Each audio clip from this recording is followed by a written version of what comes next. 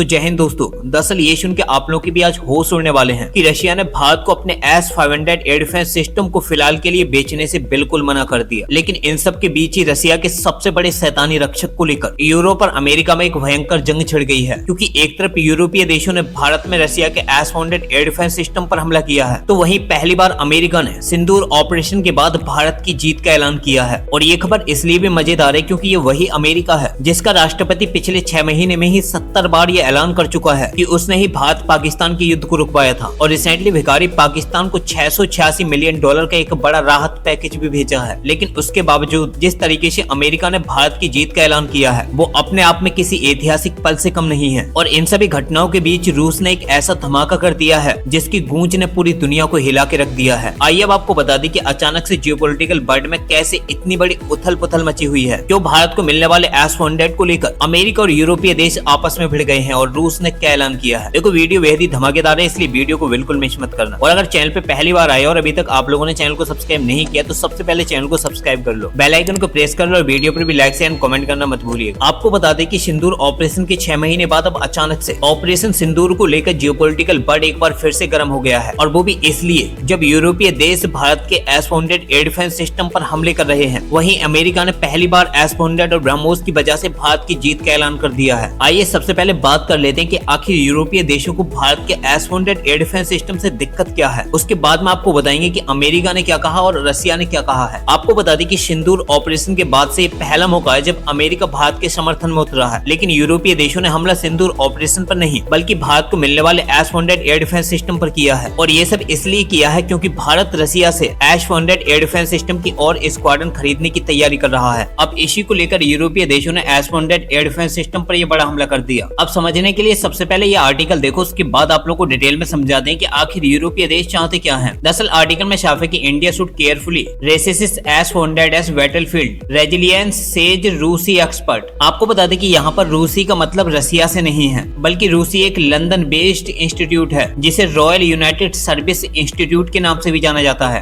अब इसी इंस्टीट्यूट के जो डिफेंस एनालिस्ट हैं उन्होंने इंडियन डिफेंस सर्किल को लेकर कई बड़े दावे किए हैं। और इन सभी डिफेंस एनालिस्टों ने ये दावे किए हैं कि आखिर क्यों भारत रशिया के हथियारों के पीछे पड़ा हुआ है। रशिया के हथियार यूक्रेन वॉर में पूरी तरीके से धराशायी हो गए। यूक्रेनी ड्रोनों ने रूस के एयर डिफेंस सिस्टमों को तबाह कर दिया। ऐसे में भारत को ये सोचना चाहिए कि जब फ्यूचर में कोई वॉर होगा तो वो वॉर मिसाइलों से नहीं लड़ा जाएगा बल्कि मॉडर्न वॉर ड्रोनों से लड़े जाएंगे। इसलिए भारत रशिया के जो S-400 एयर डिफेंस सिस्टम पर बिलियंस ऑफ डॉलर खर्च कर रहा है, तो उसके लिए भारत को एक बार फिर से ये सोचना चाहिए कि क्या S-400 एयर डिफेंस सिस्टम पर बिलियंस ऑफ डॉलर खर्च करना सही है या फिर गलत। यानी कि नाटो के जो डिफेंस एनालिस्ट है वो भारत से ये बिल्कुल साफ कर रहे हैं कि आप लोगों ने यूक्रेन वॉर के दौरान भी देखा है कि रशिया का जो S-400 एयर डिफेंस सिस्टम है वो किसी काम का नहीं बचा और न ही यूक्रेन वॉर में रशिया को एक बड़ी बढ़त दिलवा पाया है। इसलिए भारत को इस कबाड़ एयर डिफेंस सिस्टम पर पैसा बर्बाद न करके अपने स्वदेशी एयर डिफेंस सिस्टमों पर ही पैसा बर्बाद करना चाहिए। लेकिन यूरोपीय देश ये बात भूल गए थे कि भारत के पास ऑलरेडी एक से एक advance anti drone air defence system है। भारत लेजर हथियारों पर भी काम कर रहा है और इजराइल पूरी तरीके से भारत के साथ खड़ा हुआ है ताकि मॉडर्न वॉरफेयर में दुश्मन के ड्रोनों के झुंडों से भी लड़ा जा सके। अब सवाल ये उठता है कि इन देशों ने ऑपरेशन सिंदूर को किस तरीके से एनालिसिस किया है, जबकि पूरी दुनिया जानती है कि भारत ने पाकिस्तान द्वारा दागे गए हजारों ड्रोनों को इंटरसेप्ट किया था। पाकिस्तान द्वारा दागी की सभी एडवांस मिसाइलों को भी इंटरसेप्ट किया था। यहाँ तक कि पाकिस्तान के सबसे वैल्यूएबल एबैक्स जैसे एयरक्राफ्ट को भी इंटरसेप्ट किया था और सबसे लंबी दूरी का किल करके इसी S-400 एयर डिफेंस सिस्टम से एक नया कीर्तिमान लिखा था। उसके बावजूद इन लोगों को ये नहीं पता कि भारत ऑलरेडी ऑपरेशन सिंदूर 2.0 की तैयारी कर रहा है और भारत के जो स्वदेशी एयर डिफेंस सिस्टम है वो पूरी तरीके से सेना को मिलने वाले हैं और मिल चुके हैं, जिनमें D4 और ड्यू जैसे लेजर वेपन भी शामिल हैं। लेकिन यूरोपीय एनालिस्ट किस तरीके से भारत के डिफेंस सेक्टर को एनालिसिस कर रहे हैं तो ये किसी बेवकूफी से कम नहीं है। वहीं इस बार दूसरी तरफ अमेरिका ने भारत का दिल खुश कर दिया। जिस तरीके से अमेरिका ने इस बार भारत के S-400 और ब्रह्मोस मिसाइलों को लेकर दावे किए हैं, उन्होंने ये बिल्कुल साफ कर दिया कि भारत के हथियारों के सामने दुश्मन कहीं नहीं टिकता।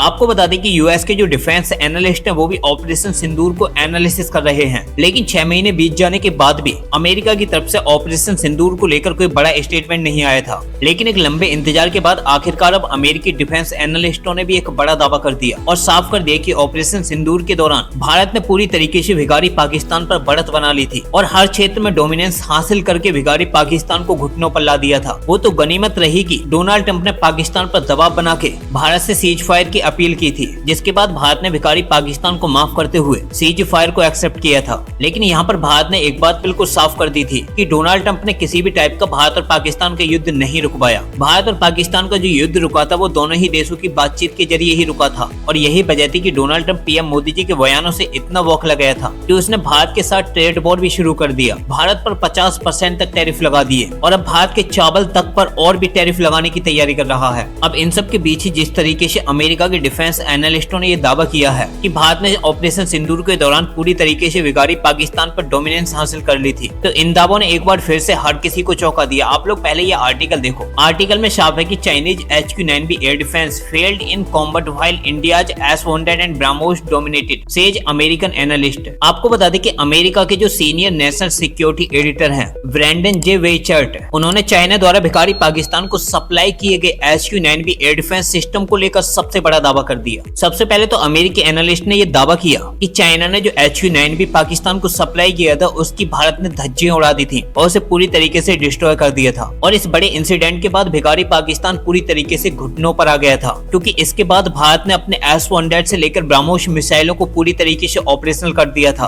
क्योंकि एक तरफ भारत की ब्रह्मोस मिसाइल पाकिस्तान के एयरबेसों की धज्जियां उड़ा रही थी और पाकिस्तान के लगभग 11 से 12 एयरबेसों को डिस्ट्रॉय कर दिया। ऊपर से पाकिस्तान द्वारा दागी जाने वाली सभी मिसाइल और फाइटर जेटों को भारत का जो S-100 एयर डिफेंस सिस्टम था वो निकल रहा था। इसलिए पाकिस्तान चाहकर भी ऑपरेशन सिंदूर के दौरान भारत का कुछ भी नहीं बिगाड़ पा रहा था और पूरी तरीके से घुटनों पर आ गया था। और भारत द्वारा जो रूस के S-100 एयर डिफेंस सिस्टम का डिप्लॉयमेंट था वो पूरी तरीके से निर्णायक साबित हुआ और 4 दिन के इस युद्ध के दौरान पूरी तरीके से भारत का भिखारी पाकिस्तान पर दबदबा जारी रहा था। और चाइना ने जो पाकिस्तान को HQ-9B air defence system supply किया था उसकी चमक S-100 एयर डिफेंस सिस्टम के सामने पूरी तरीके से फीकी पड़ गई थी और एक बार फिर से चीनी हथियारों पर संदेह पैदा कर दिया था। क्योंकि ये बात तो आपको भी पता है कि चाइना का जो HQ-9B एयर डिफेंस सिस्टम है वो काफी हद तक रशिया के S-300 पर आधारित है, लेकिन उसके पास S-300 जितनी भी कैपेबिलिटी नहीं है और S-400 एयर डिफेंस सिस्टम के सामने तो वो बिल्कुल बौना साबित हो गया। क्योंकि HQ-9B एयर डिफेंस सिस्टम पूरी तरीके से सुपरसोनिक मिसाइलों को नहीं रोक पाया, यहाँ तक कि वो तो सबसोनिक मिसाइलों के सामने भी संघर्ष कर रहा था। आपको बता दें कि सिंदूर ऑपरेशन के दौरान भिखारी पाकिस्तान के पास 12 से 18 HQ-9B लॉन्चर उपलब्ध थे, लेकिन वो भारत की किसी भी मिसाइल को इंटरसेप्ट नहीं कर पाए थे। वहीं भारत की बात करें तो भारत ने LOC बॉर्डर पर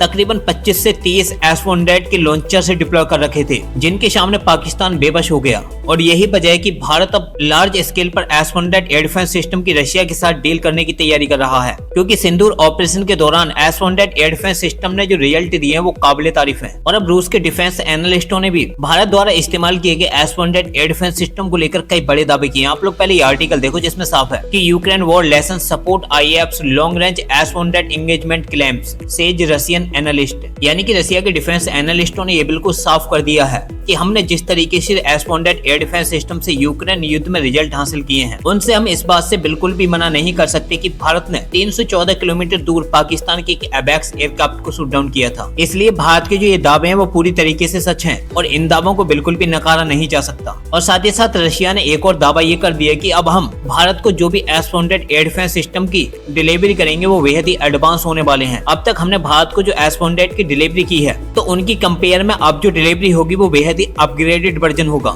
यानी कि यहाँ पर S-100 एयर डिफेंस सिस्टम को लेकर भारत को और भी बढ़त मिलने वाली है। अब आप लोग इन खबरों पर क्या कहना चाहते हो अपनी राय कमेंट बॉक्स में जरूर बताना। फिलहाल इस वीडियो में इतना ही, मिलते हैं एक नई वीडियो के साथ, तब तक के लिए जय हिंद जय भारत।